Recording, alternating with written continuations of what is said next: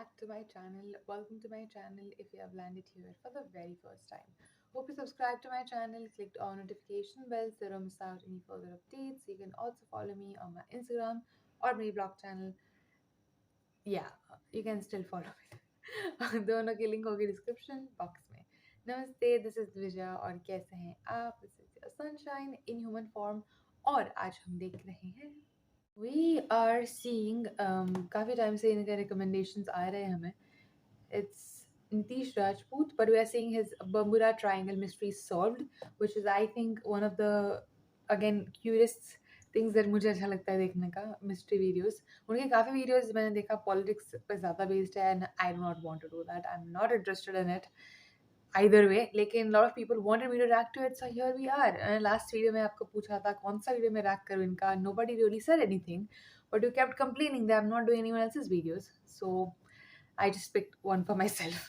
So yeah, that's it. Let's go and give it a try. अगर ये हमें भी मज़ा आ रहा है, आपको भी मज़ा आ रहा है तो ज़्यादा आएंगे. जिसकी डिमांड होगी उसकी सप्लाई होगी. And I तो would love to learn something new. ज़्यादा नए क्रिएटर्स को देखे, कुछ सीखे और उसके साथ आपको भी मज़ा आ रहा है तो यार मेरे लिए तो it's best thing, cherry on the top. So I hope it happens. So let's go, let's get it. हर बार की तरह उम्मीद है वीडियो जाएगा, रहेगा, मज़ा आएगा. This was only like a shorter video of his. बाकी बहुत लंबे लंबे वीडियोस हैं इनके. I don't mind once we actually start enjoying it together. But for the starters, let's take this one. Play. आपने बहुत बार लोगों को कहते हुए सुना होगा कि आसमान खा गया या फिर जमीन निकल गई.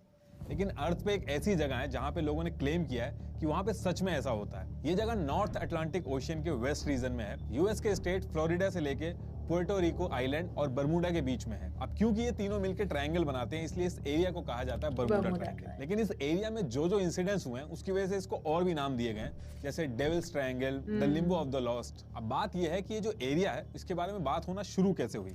1950 में यूएस मीडिया के अंदर इस एरिया के बारे में हल्की हल्की बातचीत शुरू हो रही थी. लेकिन पहली बार इसको बर्मुडा ट्रायंगल लोगों ने तब बोलना चालू किया जब विंसेंट गेडी ने एक आर्टिकल पब्लिश किया आर्गोसी मैगजीन में, और उसमें उन्होंने लिखा कि फ्लोरिडा के पास एक एरिया है जो 3 पॉइंट से मिलकर बना है और जहां पे कुछ अजीब सी एक्टिविटीज हो रही हैं. और जब ये आर्टिकल उन्होंने लिखा तो उस आर्टिकल का जो नाम था वो लिखा था द डेडली बर्मुडा ट्रायंगल. उसके बाद जब भी इसके बारे में बात हुई तो इसको लोगों ने बर्मुडा ट्रायंगल ही बोला और तब से लेके आज तक इसको बर्मुडा ट्रायंगल ही बोला जाता है. ये जो बर्मुडा ट्रायंगल का एरिया था इसमें सबसे बड़ी दिक्कत ये थी कि जैसे ही इस एरिया में जाओ तो कभी रेडियो ना चले, कभी कंपास खराब हो जाए, इलेक्ट्रॉनिक डिवाइसेस जो थी उनकी जो रीडिंग थी वो फ्लक्चुएट करने लगती थी. और ये सब तो चल ही रहे थे, इसके साथ साथ आसमान से प्लेन और समुद्र से शिप्स ये भी गायब हो रहे थे और इनके साथ साथ जो लोग थे वो भी गायब हो रहे थे. और गायब भी इस तरीके से हो रहे थे कि चाहे आदमी हो या फिर शिप, उनका एक छोटा सा टुकड़ा तक नहीं मिल रहा था. अब जब ये सारे इंसिडेंट्स हो रहे थे तो लोगों ने अलग अलग चीजें बोलना चालू कर दी थी. कुछ लोगों ने ये बोला कि इस एरिया में सी मॉन्स्टर है, कुछ का कहना था कि एलियंस का इन्फ्लुएंस है इस एरिया में, कुछ लोगों ने इसको इल्यूमिनाटी की जो कॉन्स्पिरेसी है उससे जोड़ना चालू कर दिया. लेकिन कंफर्म कुछ भी नहीं हो रहा था. अगर आप सर्च करोगे तो आपको पता चलेगा कि ऑल ओवर वर्ल्ड में बर्मुडा ट्रायंगल के ऊपर जितनी मूवीज, बुक्स, डॉक्यूमेंट्री बनी है शायद ही किसी और टॉपिक पे. Yeah, love to see a movie. एक शिप था जिसका नाम था एलन ऑस्टिन. ये इंग्लैंड से न्यूयॉर्क के लिए निकलता है. 2 से 3 वीक ट्रैवल करने के बाद इस शिप का जो कैप्टन था जिसका नाम ग्रिफिन था वो एक अनप्लान्ड शॉर्टकट लेता है ताकि जल्दी पहुंच जाए. और ये जो शॉर्टकट था ये बर्मुडा ट्रायंगल के पास से गुजरता था. लेकिन जैसे ही बर्मुडा ट्रायंगल का एरिया आता है कैप्टन ग्रिफिन को थोड़ी दूर पे एक छोटी सी बोट दिखती है जो बिना किसी पैटर्न के बहुत ही अजीबोगरीब तरीके से इधर से उधर मूव कर रही थी. कैप्टन ने कई बार कोशिश की कम्युनिकेट करने की लेकिन कोई भी रिस्पॉन्स नहीं आया उस बोट से. शुरू में तो ये लोग डर रहे थे. कुछ टाइम के बाद कैप्टन ने कुछ लोगों को उस बोट में भेजा ये चेक करने के लिए कि ये बोट रिस्पॉन्स क्यों नहीं कर रही है. लेकिन उस बोट पे पहुंचने के बाद हर कोई शॉक्ड हो गया था क्योंकि वो पूरी की पूरी बोट खाली थी. उस पे कोई भी नहीं था, ना तो कैप्टन था, ना कोई क्रू था, ना ही कोई पैसेंजर था. सारी चीजें उस बोट की सलामत थी, कोई डैमेज नहीं था. इसके बाद ये लोग मिलकर डिसाइड करते हैं कि जो बोट है इसको अपने साथ न्यूयॉर्क लेके चलते हैं. वहाँ की जो अथॉरिटी होगी उसको इन्फॉर्म कर देंगे ताकि अगर कोई इलीगल एक्टिविटी वगैरह हो रही है तो उसको ट्रैक करा जा सके. अब जब ये लोग बोट को अपने साथ न्यूयॉर्क की तरफ लेके चलते हैं तो एक बहुत ही भारी तूफान आता है और कुछ देर के लिए जो बोट थी वो गायब हो जाती है. और जैसे ही तूफान शांत होता है दोबारा से ये बोट दिखती है. लेकिन हर कोई उस बोट को देख के शॉक्ड हो जाता है क्योंकि जितने भी लोग उस बोट को न्यूयॉर्क लेके जा रहे थे सारे के सारे गायब थे और जो बोट थी उसको कुछ भी नहीं हुआ था. इसके बाद ये लोग बोट को वहीं पे छोड़ देते हैं और न्यूयॉर्क निकल जाते हैं और नेक्स्ट डे हर तरफ एक कहानी फैल जाती है. एक और बोट थी जिसका नाम था मैरी सेलिस्ट. इसको 7 नवंबर 1872 न्यूयॉर्क से इटली के लिए निकलना था और ये जो शिप थी इस पे भी बहुत सारे लोग थे और बहुत ही खचाखच भरा हुआ था. लेकिन जब ये शिप बर्मुडा ट्रायंगल के पास पहुंचती है उसके थोड़ी देर बाद ये गायब हो जाती है. इसको बहुत ढूंढा जाता है लेकिन ये कहीं भी नहीं मिलती। लेकिन करीब 1 महीने के बाद 4 दिसंबर 1872 को ये शिप बरमूडा ट्रायंगल के पास तैरता हुआ दिखता है। यहाँ तक कि डिनर टेबल पे खाना एज इट इज पड़ा हुआ था। खाने की जो प्लेट्स थी वो एज इट इज पड़ी हुई थी, लेकिन कैप्टन, क्रू और पैसेंजर्स सब के सब गायब थे। इन लोगों का आज की डेट तक पता नहीं चल पाया कि ये लोग गए कहाँ। देखिए, इससे पहले कि आगे बढ़े, एक कमेंट जो हर वीडियो में कहीं ना खाना वहीं के वहीं पड़ा था तो ले लिया क्या खाना? I just am curious about that कि खाना वहीं छोड़ के आए लोग। Since this is promoting. See, when it comes to food, I will obviously be little that way. अगर आप नई नई देख रहे हो मुझे तो आपको पर अभी नहीं पता चलेगा, but I love food so much. Probably you will know because I talk about food all the time, and yeah, that's just how it is. But yeah, I really hope this video works out for both of us. मुझे कोई problem नहीं है कोई नई videos करने में, but उसी के वीडियोस आएंगे जिसकी वीडियोस की डिमांड है एक्चुअल में, right? So I hope you understand that this is the easiest way I can explain, and I really don't think I should be explaining it. It's pretty common that comments देखो you see only one person's videos are being recommended to me, तो obviously मैं वो करूँगी। पूछने के बाद भी you didn't tell me ये कौन से वीडियोस आप चाहते हो इसके, तो how am I supposed to do anything else? And I would love to see you supporting on the different videos that we do. Fighter planes का एक ग्रुप और इसको नहीं आएंगे। नेविगेशन और ये जो कॉम्बैट फाइटिंग होती है Let's go. ट्रेनिंग के लिए फ्लोरिडा से निकलता है। ये जो पूरा ग्रुप था इसको नाम दिया गया था फ्लाइट 19। इस पूरे ग्रुप में सारे ट्रेनी थे और एक सीनियर लेफ्टिनेंट था जिसका नाम था चार्ल्स टेलर। इनकी ट्रेनिंग का जो रूट था उसमें ये था कि ये फ्लोरिडा से निकलेंगे, उसके बाद चिकन रॉक एक जगह है वहां पे बॉम्ब ड्रॉप करेंगे, उसके बाद ग्रैंड बहामा पे जाके वापस फ्लोरिडा के बेस पे आ जाएंगे। उस पर्टिकुलर टाइम पे तो मौसम क्लियर था, लेकिन जैसे ही ये लोग निकलते हैं उसके 2 घंटे बाद ही मौसम खराब हो जाता है और इनके लीडर चार्ल्स डिसाइड करते हैं कि ये टास्क पूरा नहीं करेंगे बल्कि वापस लौट जाएंगे। चार्ल्स जो थे वो अपना कंपास निकाल के देखते हैं लेकिन वो खराब था। वो अपना दूसरा कंपास निकाल के देखते हैं क्योंकि वो भी खराब था। ये अपनी टीम से भी कोऑर्डिनेट करते हैं, उन सबके कंपास खराब थे और ग्राउंड की टीम जब इनको ट्रैक करती है तो उनको पता चलता है कि ये सारा जो इसका लास्ट मैसेज था वो ये था कि यहाँ पे 100 फीट की ऊंचाई पे कुछ जलता हुआ दिखा। उसके बाद ये भी गायब हो जाता है। क्रिस्टोफर कोलंबस जो थे उनकी बुक तक में ये चीज लिखी हुई है कि जब वो यूरोप से निकल के बरमूडा ट्रायंगल के पास पहुंचे थे तो उनका जो कंपास था उसने काम करना बंद कर दिया था, वो रास्ता भटक गए थे। कोलंबस जैसे जैसे ट्रैवल करते थे तो वो अपनी डायरी में जरूर लिखते रहते थे। तो उन्होंने ईयर 1492 में ये लिखा था कि कंपास काम नहीं कर रहा है और यहाँ पे एक कैंडल की तरह रोशनी आसमान से गिर रही है। ब्रूस गर्नॉन एक लौते ऐसे आदमी है जो बरमूडा ट्रायंगल को सर्वाइव करके वापस आए हैं। ब्रूस बहामास से फ्लोरिडा रेगुलर ट्रैवल करते थे, 1.5 घंटा लगता था बहामास से फ्लोरिडा ट्रैवल करने में। लेकिन एक बार ये बरमूडा ट्रायंगल से 10,000 फीट से भी ऊपर प्लेन उड़ा रहे थे। मौसम एकदम क्लियर था, ना तो कोई रेन थी ना कोई थंडर स्टॉर्म था, लेकिन हर कोई शौक था क्योंकि प्लेन सिर्फ 45 मिनट्स में ही फ्लोरिडा पहुंच गया था, जो कि प्रैक्टिकली पॉसिबल ही नहीं है। 250 माइल्स की डिस्टेंस थी, 1.5 घंटे में पूरी होनी चाहिए थी क्योंकि इस मॉडल का जो प्लेन था वो मैक्सिमम स्पीड उसकी 180 माइल्स पर आवर थी। तो प्रैक्टिकली ऐसा पॉसिबल नहीं था कि 45 मिनट में वो फ्लोरिडा पहुंच जाए। जो उन्होंने फ्यूल चेक किया था वो भी एज इट इज था, वो भी कम नहीं हुआ था।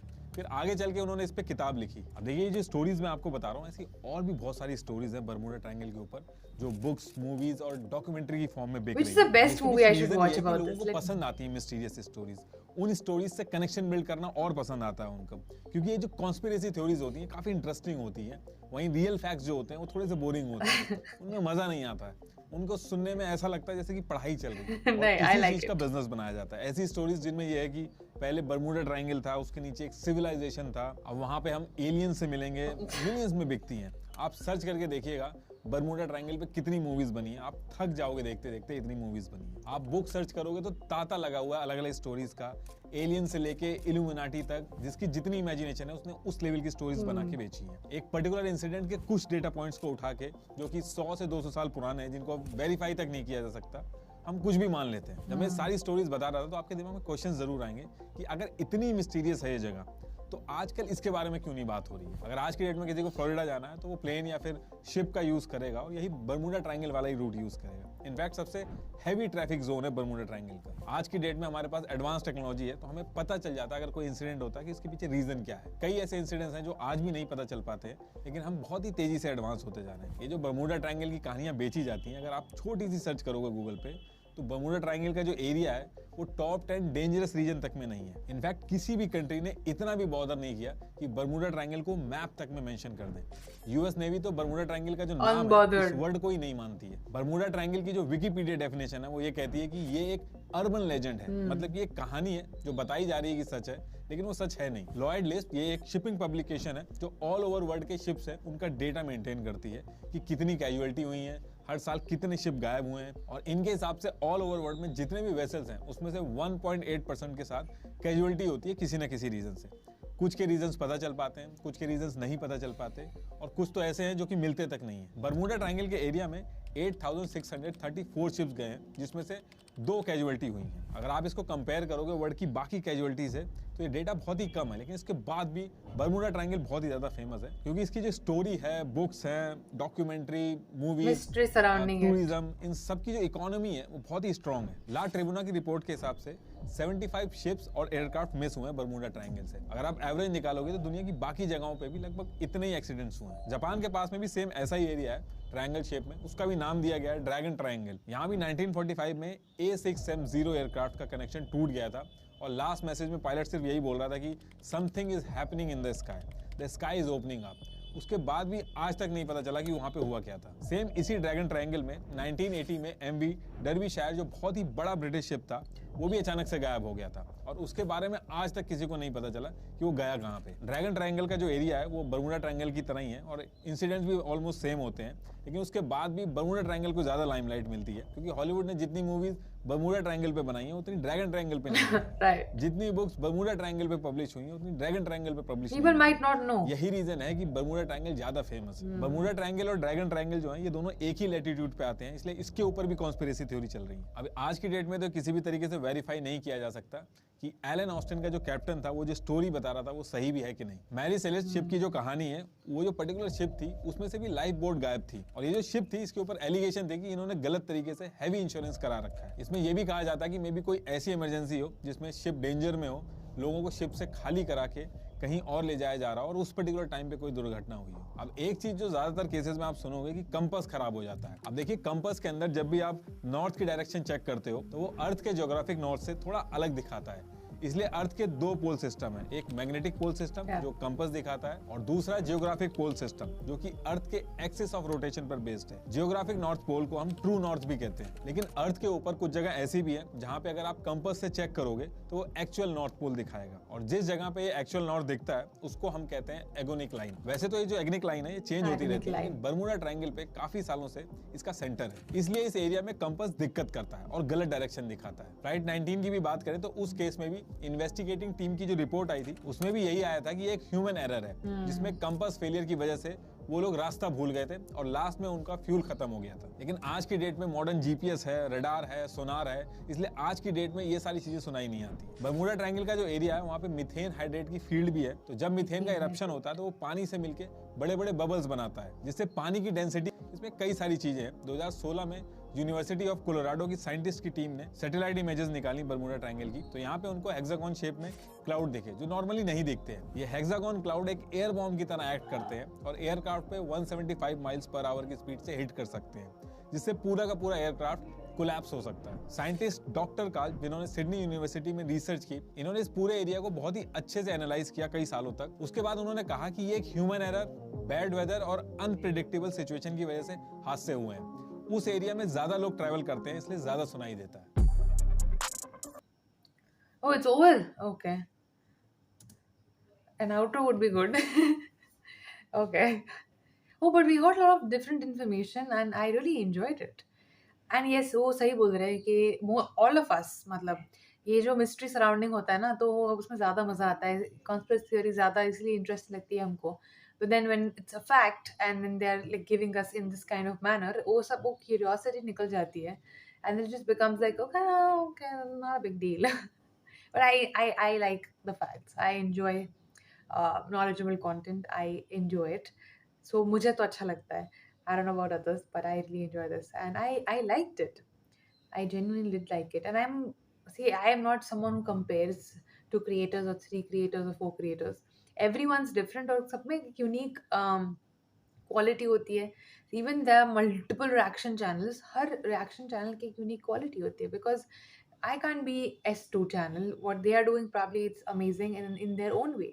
Probably they can't be me, because I am a very different person, और personality अलग होती है ना लोगों की. That's why people watch different channels, and कुछ को ये सूट करता है, कुछ को ये सूट करता है, कुछ को दोनों सूट करता है. And that's how it is. So I do not mind doing the same topics that Dhruv has already covered with him or with someone else as well. But what's important for us is video जानी चाहिए हमारे लिए, हमें मज़ा आना चाहिए and आपको भी मज़ा आना चाहिए. If the video is not getting good attention from you guys, मैं ये पक्का अपने आप देखूंगी. I do not mind that. I would love it. I do actually watch only this kind of videos apart from me working. Let me be very honest, that's my YouTube algorithm as well. It's all about like mystery and it's all about educational and podcasts, and I have really never seen memes or anything. ऐसा नहीं कि तुम देखते हो memes वो सब तो गलत बात है और I am superior, you are superior. I'm just saying that's how I like to watch in any way. So I don't mind doing that, but I would love for you guys to give me equal support. और आएगा तो हम ज़्यादा videos ला पाएंगे. And I really want यार, मैं चाहती हूँ हम दूसरे वीडियोस कर पाए. तो I'll be very happy for you guys to watch this equally. Have fun. Let me know कौन सा करे. और yeah, that's it for me. I enjoyed this, and let me know if there's a really good movie for Bermuda Triangle out there that मुझे मज़ा आएगा देखने में. Let me know that. I'll watch it. Bye. Love you.